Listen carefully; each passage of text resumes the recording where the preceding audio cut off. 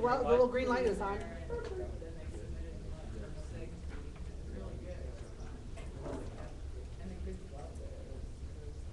I haven't done any of these other ones that much on it, but there are a lot of neat ones that you can do on that.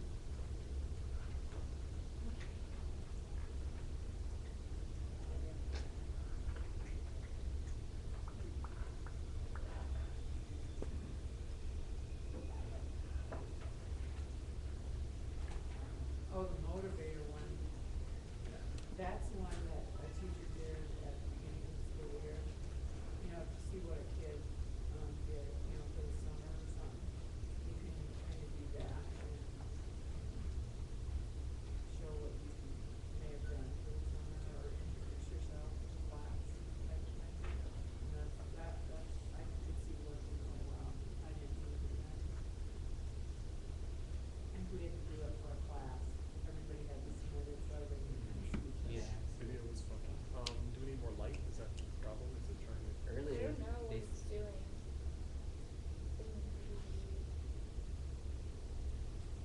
Have you done any other ones on it? I haven't really done it too much. No. Yeah, my tech, yeah. I think we might need more light. I think that's the problem.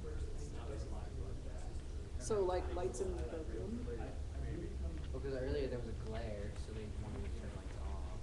So there's a glimmer on the computer. Okay. Probably. Collecting that stuff. Here.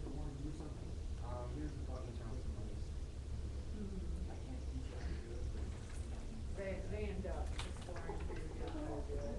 Like one kid was just dragging all his pictures to like a file, and then he figured out after he did tried to convert them back into the class thing, that it would have been better just to have the URL and Is do there- that instead of the clock's back dragging there. the image, because then he didn't have the URL anymore, for the image, and so he had to back it back.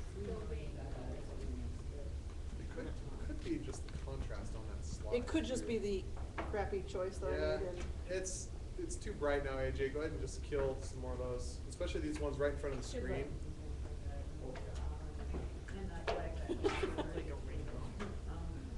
These ones need to go. I think these are number 6. There you go. That'll work for now. Yeah, the camera's just having trouble focusing on. It doesn't like I think it's the contrasting color there. and it doesn't Is it like any white. better? No. It just doesn't like the white. Someone's saying they think it's the refresh rate of the projector. The video, the refresh rate of the projector. Is it free? So, Okay. Doesn't And usually. you got, and they aren't limiting you on how many students. That's what I think. Because that's what they originally were gonna do, but I thought they were going for what you came for. Yeah, it's probably something with the projector. They signed up, got their own accounts. See, the big long password that they give you as a teacher, here's your 100 students, here's all the passwords. And I have to distribute all these little passwords, and they couldn't change it. And they weren't anything friendly to remember. And then they lost their little Oh, password. well, I have to type them on their laptop, so you have a laptop. Oh, okay. I said, open a paper document, put this in, and then somebody said, yeah, I can do that. And I had them all Just do let me know it when last. you're ready. all right, whenever you're ready. All right. Well, we'll go ahead and get started. I'm Deb, as you know by now. And basically what we're going to talk about is how the flipped classroom, how mastery, all of those pieces look in Sioux Falls. And I titled this No Moodle, No Problem because in Sioux Falls, we don't have any sort of official or really usable course management system. We're going to talk a little bit about some online ways of doing some course management stuff, but we're also going to just talk about how it looks if you don't have those options, or how it could look if you don't have those options. So to start with, I think what I'm going to do is just kind of give you a vision of what all of this looks like in Sioux Falls. I came to Aaron and John's, one of their first conferences in January of 2008. I went back to Sioux Falls and flipped my chemistry and my AP chemistry classrooms that spring. Now I did the flipped and mastery with my chemistry and just flipped with my AP chemistry. The following year, all of the chemistry teachers at Roosevelt flipped their classroom. We have 4 chemistry teachers at our high school, and so most of the time, most years, we have 2 sections of chemistry every period of the day. So we'd have 2 teachers teaching chemistry. And so we did that for a year, and at the end of that year, I teach with a gal who's just brilliant. And Stacy does a lot of reflecting on what worked and what didn't work. And she felt, after our first full year of it, one of the biggest hurdles was just sort of getting kids on board, getting them to understand the how and the why that we did this. And so this past year, although I wasn't in the classroom, what the 4 chemistry teachers did is they decided to focus their first 2 units on trying to get the students to understand that it's no longer about points. It's all about mastering content. So for the first 2 units, they taught the class in a fairly traditional model.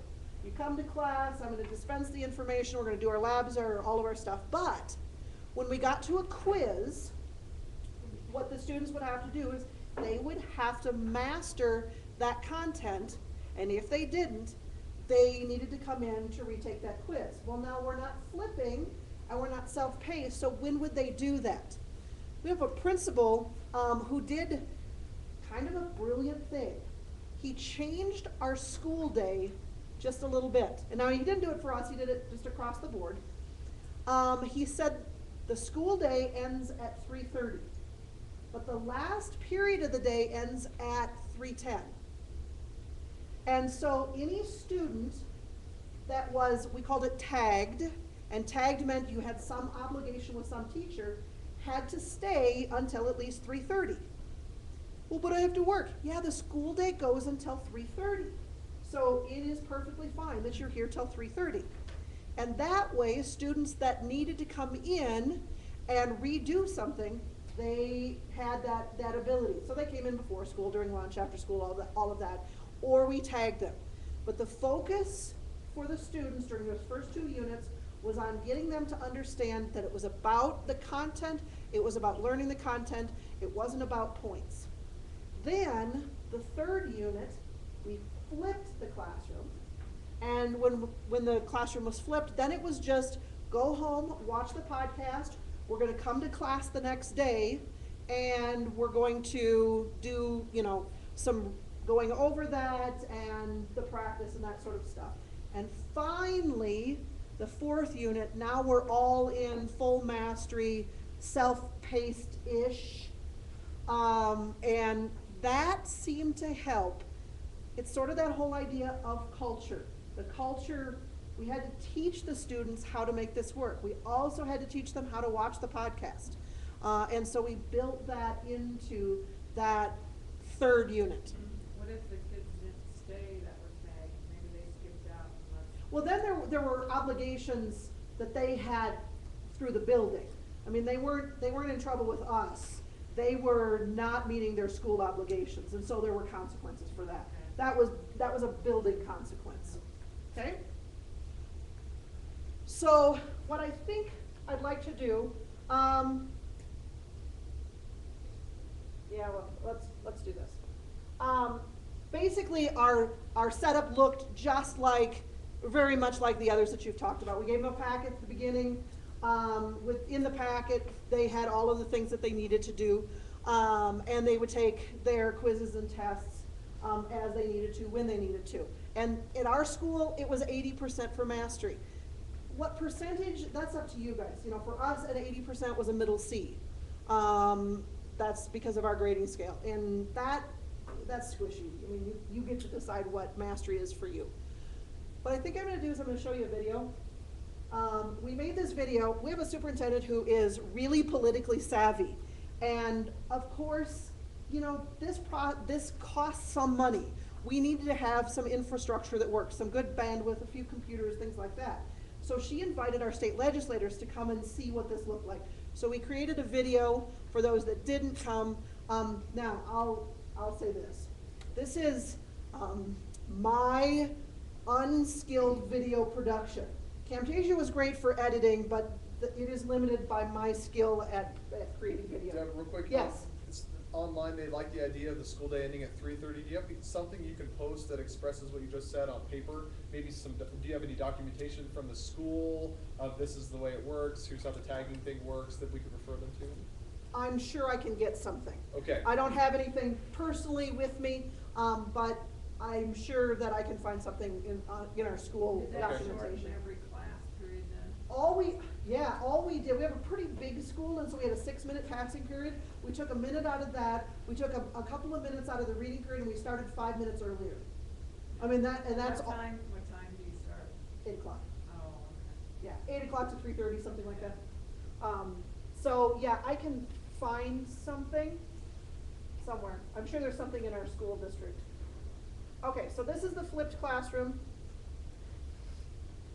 No, it's not.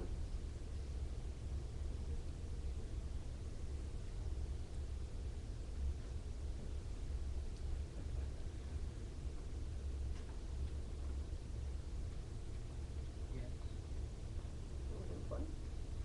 Ooh, I don't have any sound. Try to turn it up. Do I have my sound? Sorry, my fault. Well, it's just music, it's not a big deal. So this is Stacy.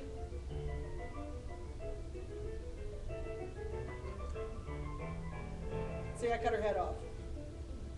There we go.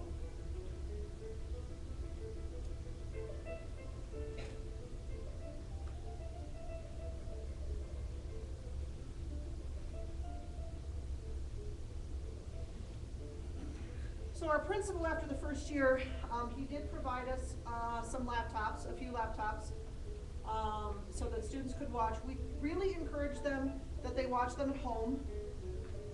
But if they finished a quiz, well, if they finished a quiz and the next thing was a podcast, go get a computer and watch a podcast.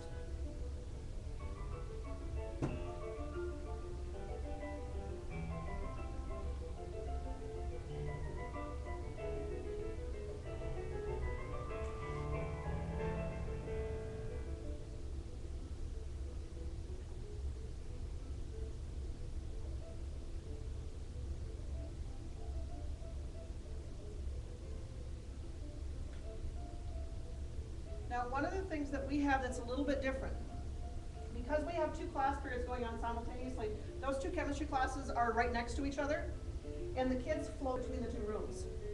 So we call one room the quiet room. That's this room here. And in this room, students would take quizzes and tests and things like that, and if they wanted to work by themselves on stuff, they'd go in there. And if they needed to do a lab or they wanted to do some group work, they would go into the other room. So really we each had more like 60 kids rather than 30, because very quickly you got to know all of the kids.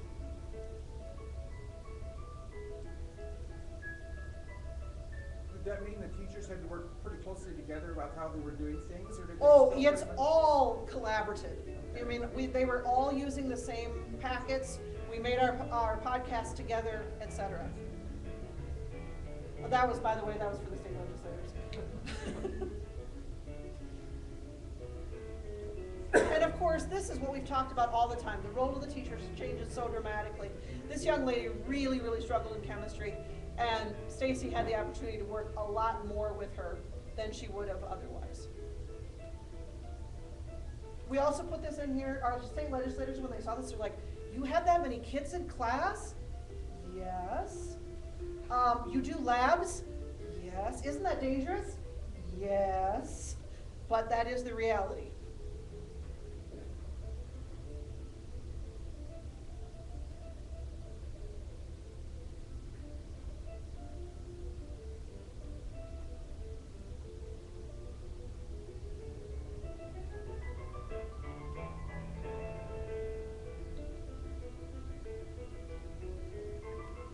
And it just kind of keeps going on like that. I'll just talk over the last couple of minutes. We liked the 2 class periods or the two teachers together. However, there were some drawbacks. Kids are brilliant. Kids are so smart. Here's what they do.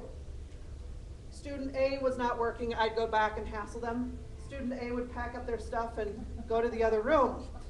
Teacher B would hassle student would pack up their stuff and go back to the other room.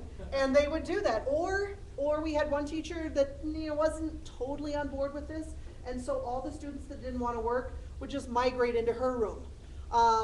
And so there are definitely downsides to having two classes. You certainly don't have to do it that way. The first year that I taught, I did this all by myself in my room. So it's very, very doable. But it was also kind of a nice way to have a little bit less chaos, because we could keep one room very quiet. I think we did a pretty good job of monitoring, quizzing, and testing and things like that, because we weren't pulled away so much dealing with demonstrations and labs and things like that. Okay, questions so far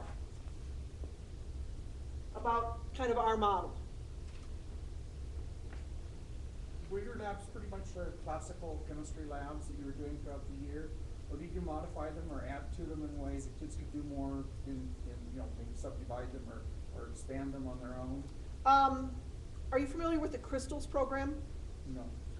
Crystals is kind of an inquiry type process, and so you would have sort of an introductory inquiry type lab, and then as you went through the unit, the labs would get more complicated, more difficult. So we did that. That's certainly a goal of ours, is to develop some more involved labs, but we're not quite there yet. We have some other work to do before we get to that as well.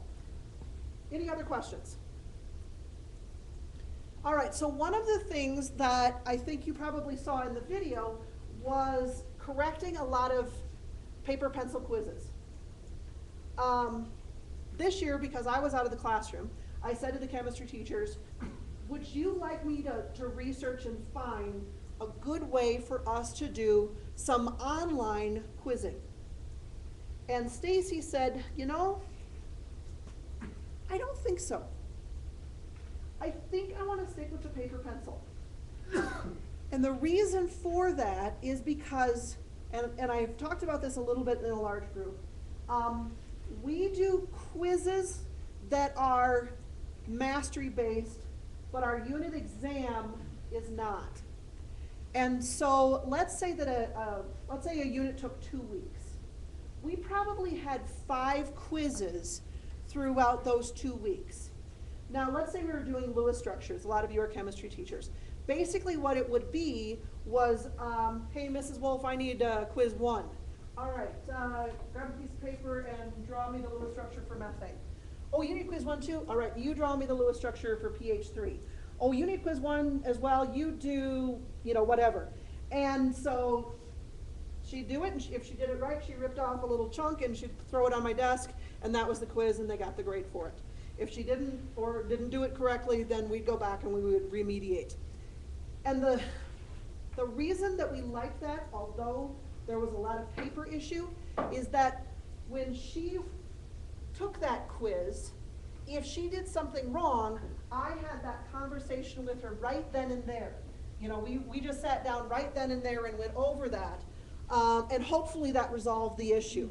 So the chem teachers did not want to give up that conversation that we had when we were going over the quizzes with them. And they didn't really want to give up the idea that the exam at the end was not mastery. They believed in mastery completely, but also aware that our state testing and our district semester tests, the students didn't have that opportunity. So let's do mastery all along the way. Let's do mastery all along the way. You're not going to be penalized for not understanding the first time. But then you should have mastered all the concepts along the way. Now it's the exam time and you need to perform. You need to show me not only that you understand, but that you can retain that you've understood it for more than just the day that you need to take the quiz. So we did most of our quizzing and testing paper pencil. Now, people ask a lot, how in the world then, Did you have multiple versions? All right, so it's a quiz over stoichiometry. One second. It's a quiz over stoichiometry. And you had your original quiz, I had my original quiz, she had her original quiz. We just put them all together in one big quiz and then chopped them into a whole bunch of, chopped them into a whole bunch of pieces and threw them in a file. And as soon as somebody needed a quiz, I grabbed one of them out there. There you go. And you didn't know which one you were going to get. And it worked for us. Aaron? Yeah, there's a question online. If you could explain a little bit what you mean by the quiz being mastery, but the exam isn't. Talking about maybe the practical side of that versus a philosophical idea of mastery. The practical side of it, just. Yeah, they're saying that isn't mastery more of an idea, of a philosophy of teaching versus you're talking about the quizzes being mastery and the unit exams being not. Yes. Explain that a little bit. Okay. Philosophically, I firmly believe, number one, that students should not be penalized for not learning something the first time. I believe that in my heart and soul. I also believe that students should be given more time, that time should be the variable. And I believe that students should not move on until they understand a concept really well. So, if I've got a unit of study, and here are all of the things that you need to do, and here are my objectives, and quiz number 1 is over objective number 1, then I'm going to give you every opportunity and as much time as you need and as many tries as possible to master that content. And once you've mastered it, let's move on to objective 2. Great. Now we've gotten through all of the objectives for that unit, and you have mastered all of those objectives. Now I need you to put all of that together and show me that you not only have mastered each of them, that you understand them together, and that you've retained that content. So on the summative exam, now I'm not going to let you retake. For right or wrong, I don't necessarily know that that's the best thing, but the reality of state assessments, district assessments, say that at some point you need to do that, and frankly in college you're going to need to do that as well. You think we're good? Okay. All right. So one of the things obviously that we need to do is we need to be able to get our content out to our students. So I'm a little bit embarrassed to show this to you, but I started with how can I give my students access to this content back in 2008. And all streaming video essentially is blocked in my school district. How can my students access my content? Well, Blogger, we could embed the videos into Blogger, and it wasn't blocked. So, and it's easy and quick. So, please forgive me and the look of this, but I want you to see what this looks like. Remember the whole idea of baby steps. So I'm going to go back to 2009. See if it's going to let me. It's not. Come on. It's just thinking way too hard. This is my 6-year-old computer I'm trying to use here. For goodness sakes. There we go. All right. So 2009. This is what we started with. And I think that this is perfectly legitimate. You know, a place to begin, set up a blog. Is it going? Yeah.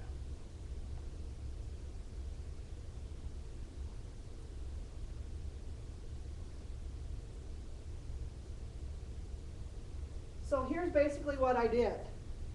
The thing that I don't like about a blog is that, of course, it posts by date. And if you're doing this sort of a self-paced, but they could look there, and if they need accelerated chemistry, acids and bases, part 7, they could pretty easily, pretty quickly find that. And I did 2 things. I embedded it into my blog so that they could watch it right from there. And at the time, I also uploaded it to TeacherTube because that was the one streaming video that wasn't blocked. I also posted my packets there so that students could access that, and the objectives for each of the quizzes so the students could see all of those things. That was the blog. That's where I started. But it was easy. You know, set up a blog and start uploading your stuff. So that was a place to start. From there, we went to a wiki, and I like my wiki for 2 reasons. Number one, in my AP chemistry class, I wanted some way to check to see if my students were watching the podcast most days. And if you're familiar with the wiki, if you're a member and you set it up as being, you know, private or protected, if you're a member, you can edit. So I would add a discussion.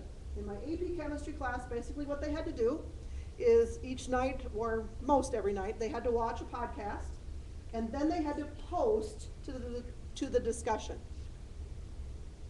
Just to tell me, and then all they had to do is give me one thing that they learned or one question that they had. But each person's post had to be unique. No, they're gonna say otherwise they're just gonna. Oh, they're all gonna say the same thing. Yeah. And they each had to be unique. Unbeknownst to me, you know what this did? It got them to watch them sooner. Because it was easier to be the first few people to post than somebody further on down the road. So what did they do? They all tried to be one of the first to watch the podcast and post. So they had to have one question. One question or one thing that they learned Okay. from the podcast. Just one thing. Post a discussion today on last night's, or, you know, on the podcast you were supposed to watch. And then I gave them a few points, a point or 2 or 3 or whatever, for watching it and posting. Sir? How many students were you monitoring these?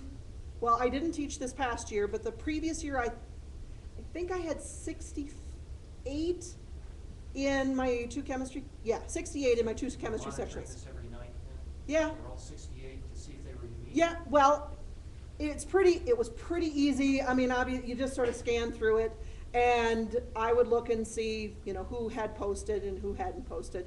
Would I do it every single day? No, most days. And again, if you got lucky and you hadn't watched it and I didn't give points that day, you know, so be it. But it worked pretty well. And sometimes I would do it at the end of the week, you know, for a couple of days or whatever. So like, was yours private then? Yes. Only for the Yes, members? and we actually have a Sioux Falls School District wiki site, and then we upload the students to that, and so then they have their own accounts.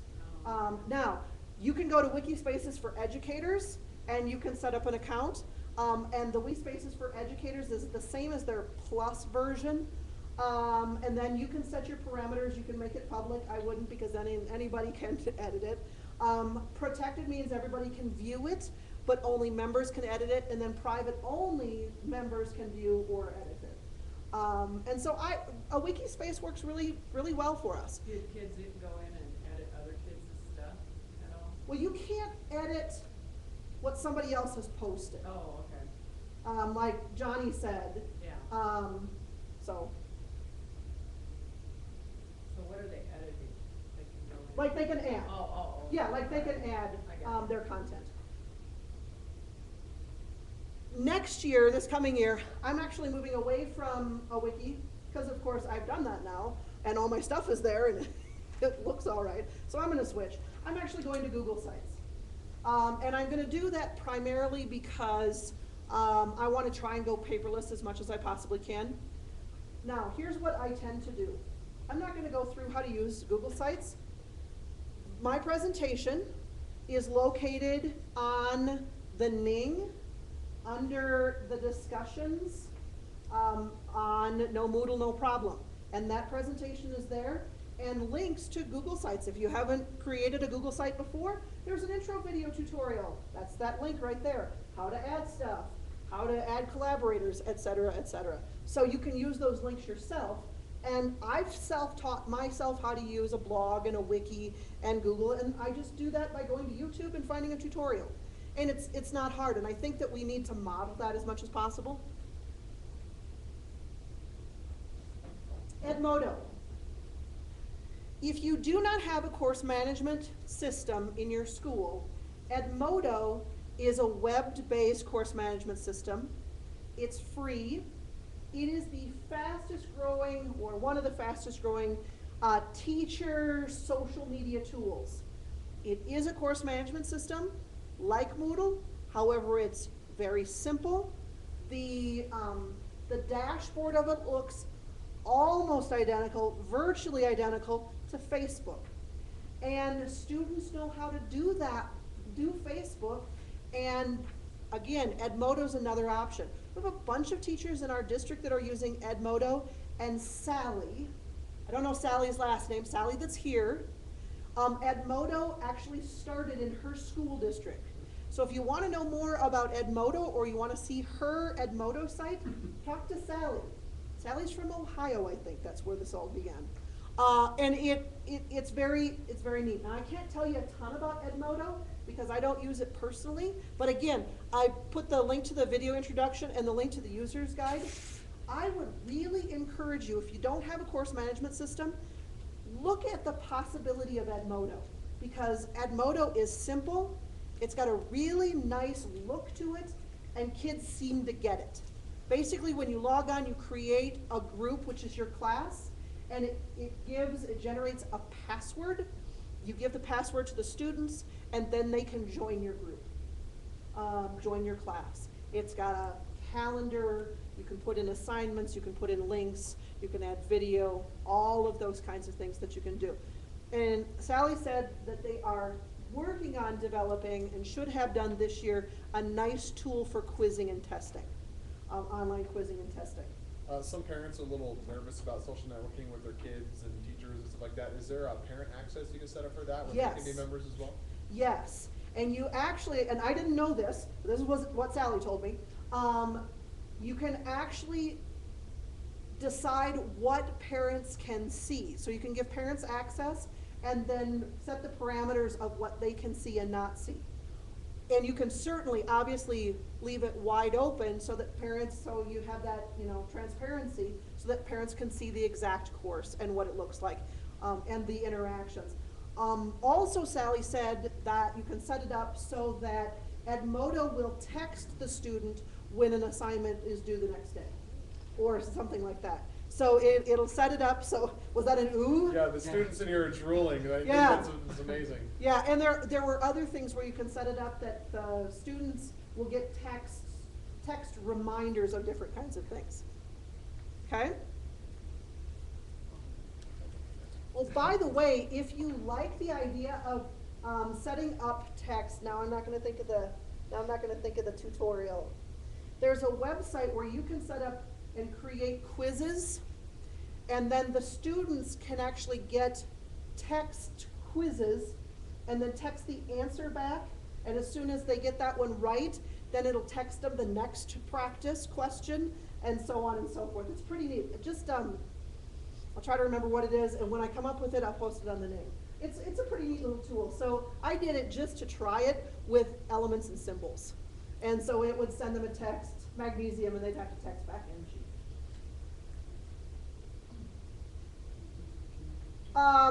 This is becoming less of an issue, where to put your videos. So I'm just going to talk about this for just a moment. Basically, my recommendation to you is this. If you are unsure where to put your video, go talk to your IT people. You're looking obviously for something that is not blocked at your school. And if YouTube is blocked at your school and you want to use these at school, that's not a good choice. We're fortunate, we have a state media server. So it just uploads everything to the state media server, and the only way the students access the videos is to get a link from me. But there are lots and lots more places that will host video. I kind of am starting to like Vimeo just because the quality of the video is pretty good with Vimeo. But I'm not using it because we have a state media server. But there are plenty of other options out there. And again, my recommendation for you is just to talk to somebody in your IT department and ask them, well, I want my students to be able to access this at home and at school. Where should I put it? Can I put it on my server at school? Or do I need to find something else? And they should be able to help you out with that. Okay? Formative assessments. As I said, most of our formative assessments were paper pencil. In my AP class, I used Poll Everywhere quite a bit. How many of you are familiar with Poll Everywhere? Okay, probably most of you are, but if you are not, we'll just take a look at it real quick. And then the other one that I use a lot is Google Forms. And so we'll look at those briefly. Poll Everywhere. If you have a phone that has free texting, please take your phone out now.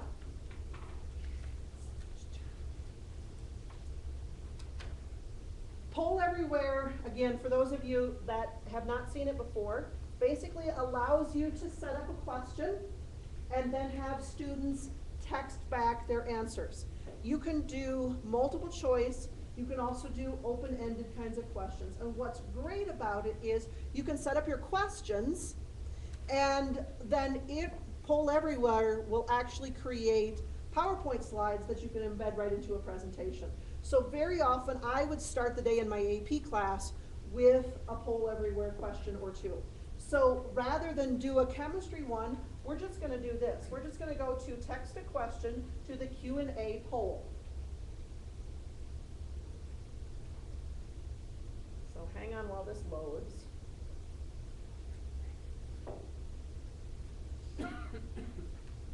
Maybe. Am I? Why I am? Or you're fighting with the webcast. Oh, gotcha.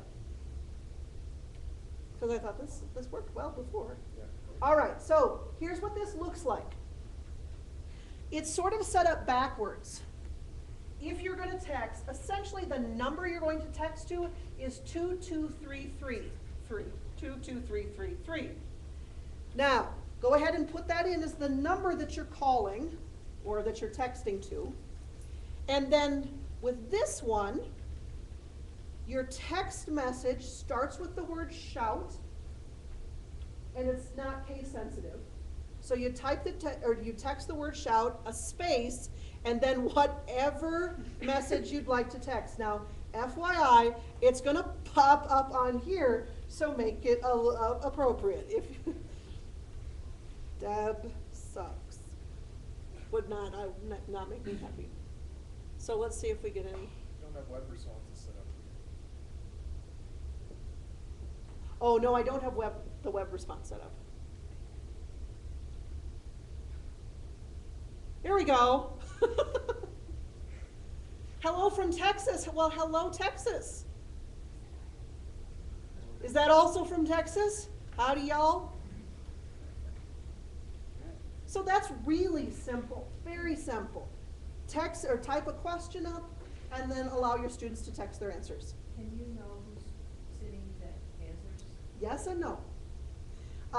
With the free version, it is anonymous.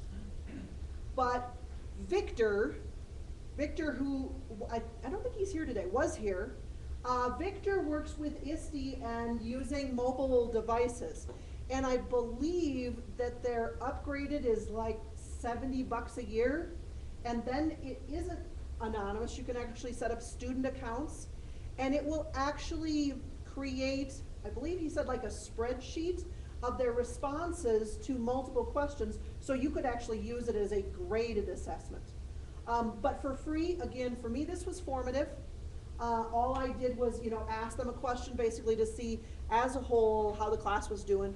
I would sometimes just at the end of the period just say, text back how you felt about this. It worked well, yes, I totally get it, not so much. Can we please talk about such and such tomorrow, whatever. I'm hungry. Hi.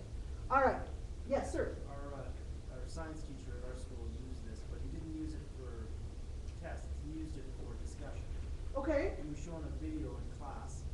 He wanted the kids to respond while the video was on. And he knew they had their phones. He said, well, just text what you think about this movie. And he found that they actually were able to get some very Really good responses. Yeah. So for those of you listening in the webinar, basically what he said was that while students were watching a video, they used it as sort of a discussion, and that they got more robust discussion because kids had the opportunity to text. And can they all see all of those? Yeah, if you set it up this way. The other thing that it will do, if you do like a multiple choice, basically choice A is this number, B is this number, C is this number, and kind of like the clickers, you know, the line grows longer as you have more people vote for that particular choice. Something just popped in my head and then it just popped right back out. Can you keep those bars from showing up until the voting's done? Yes. Well, and basically all I would do is I would just, you know, I would just. Turn it on. Yeah. Yeah. And I think actually there is a way to do that. Something, I'm sure there is. I'm sure, because I'm sure that's what I did. It's like show responses at a certain point or something like that. So I also did it as reviews for tests. Now let me talk for just a second about cell phones, because I think this is an important discussion. Can I see yours for just a second? I'm not going to do anything with it. In our school, technically, students were not allowed to have any electronic devices at all. They weren't supposed to have them in school at all. And of course, they all did. I did a survey the year before, and just under 100% of them said they sent at least 3 texts during the school day, and I think 75% of them said they sent at least 15. So let's not delude ourselves into thinking that they're not doing it. So when my students came into my class, they were supposed to walk in the door, and all they were supposed to do is just tip their phone upside down and set it in the front of their desk. And then when they needed it, oh, you have a question about such and such, they grabbed their phone and then they got to use it, and then it went right back on the corner of the desk upside down, as opposed to being down here texting and not paying attention. So their phone was there. I actually thought it was better control than otherwise. If you know who Richard Byrne is a social studies teacher who does a blog, and it's phenomenal. Richard said one of the most powerful things, like I said, he's a social studies teacher, and they were talking about some local election that was coming up, and he said, you know what you should really do? You should go home tonight and ask your parents how they feel about this. And the one girl goes, can I text my mom right now? And he went, yeah. And another girl goes, can I call, my mom doesn't text, can I call her right now? And so that's what they did. So they called their mom, they texted their mom, they found out how their parents felt about it, and then shared that with the class. Why is that bad? That can't be bad. So that's my little, rant about cell phones. Use them.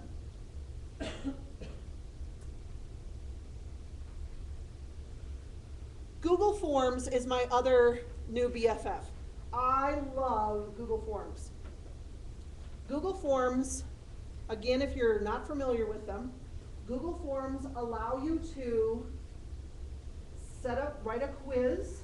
Basically, it's a survey, but I use it as a quiz. Ask a bunch of questions. I can set them up as multiple choice, true, false, short answer, fill in the blank. I mean, all sorts of ways that I can set those surveys up. And then when I'm done writing that quiz, I just post that quiz. It used to be on my wiki. Now it'll be on my Google site. The students would go to that, fill it in.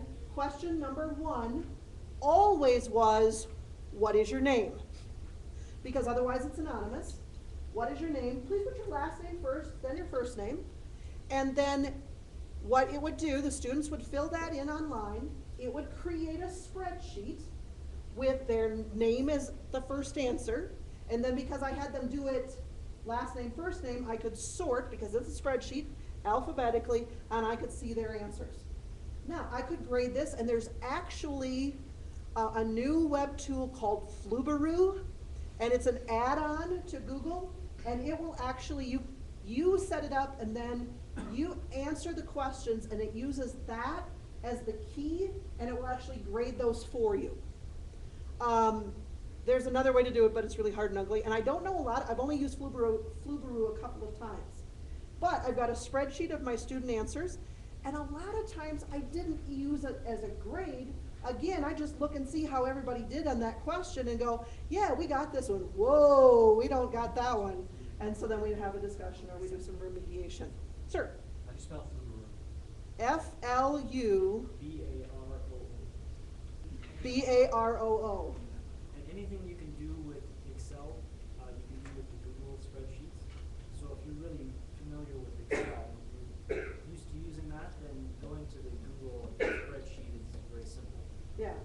you could do some graphing and you could do some, you know, analysis of their understanding and all of those kinds of things.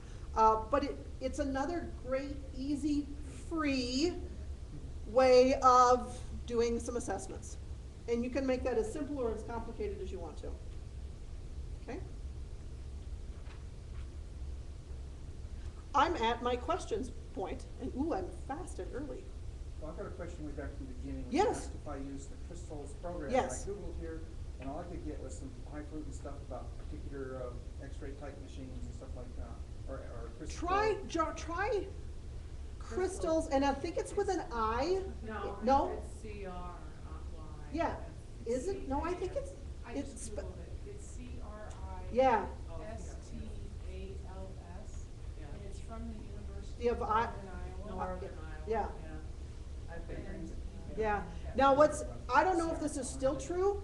It used to be, and I'm sure they're all out there online now, but it used to be they wouldn't give that out unless you went through their training. Workshop. Yeah, yeah. And I went to the workshop, they give you a 3 ring, but now I think it's all on. I'm sure, yeah. I can give you her email. So are there other questions?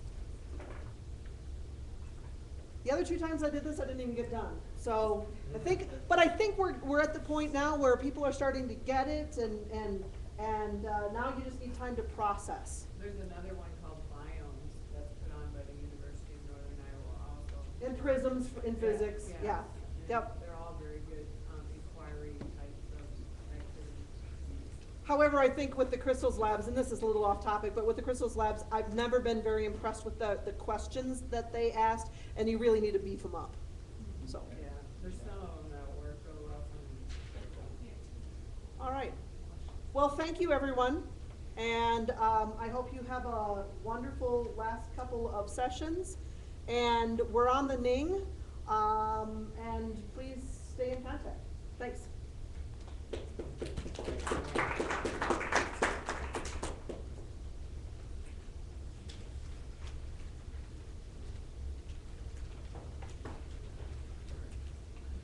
So FYI, if you look up here, that's where it is. So I'm under no Moodle, no problem, and if you see the first reply, no Moodle PowerPoint, and that's where the presentation is, if you want to access it.